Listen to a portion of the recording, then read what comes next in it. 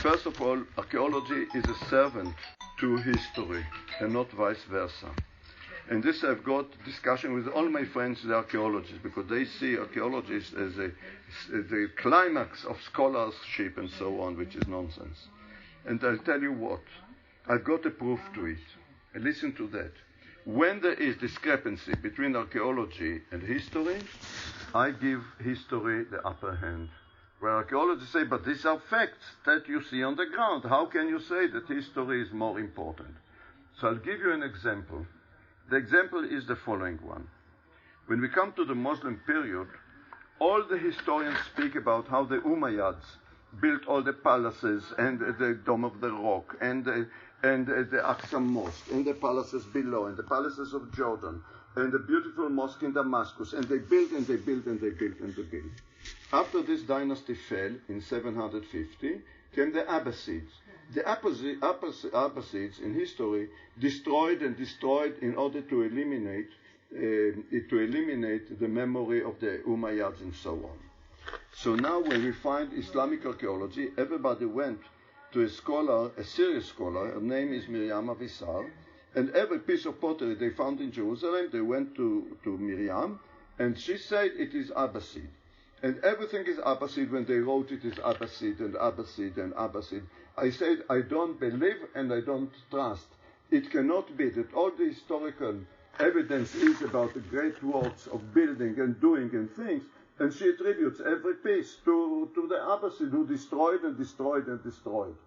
So that's how it was, and I was considered to be the idiot of the village. What happens is that I have got a close friend, but doesn't mean anything because we have got disagreements on other things.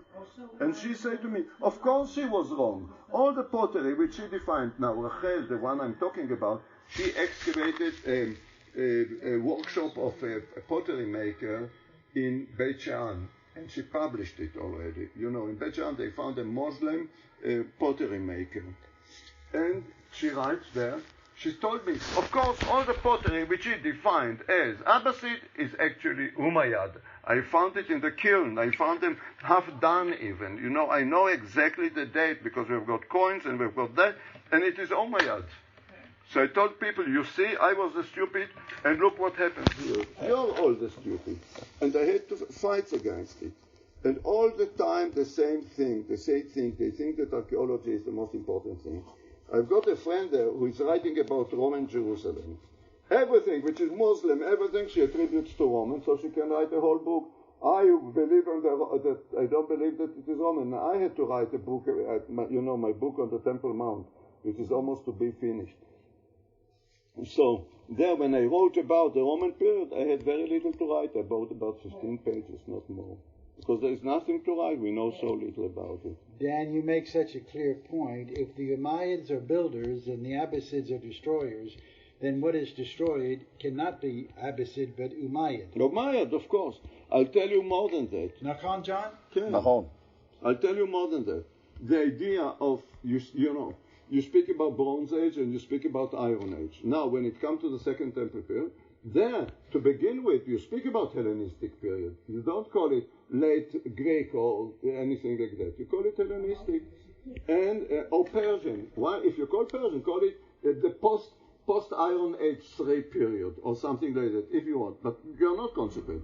But when it comes to the Second Temple period, then you call it early Roman. But the period before the Roman conquest in 63, what will you do with the Maccabeans and so on? How will you call it? You call it Hellenistic. You don't call it late Greek. You call it Hellenistic. Why to call this Roman? Call it Second Temple period. You want to say it Herodian period, post-Herodian period. But I'll tell you why.